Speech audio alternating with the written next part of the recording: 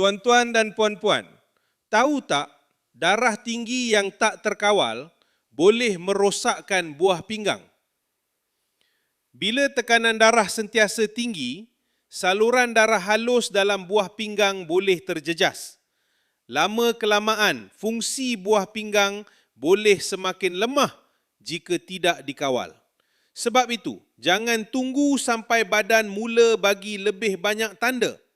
Lagi awal kita berusaha mengawal tekanan darah, lagi baik untuk kesihatan jantung dan buah pinggang.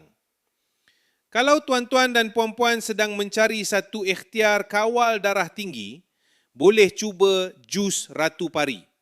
Dengan gabungan herba terpilih, ia boleh dijadikan sebahagian daripada usaha menyokong kawal tekanan darah serta kesihatan dalaman. Jangan tunggu sampai keadaan semakin serius. Mulakan ikhtiar hari ini. Tekan beg kuning tekat link di bawah sekarang.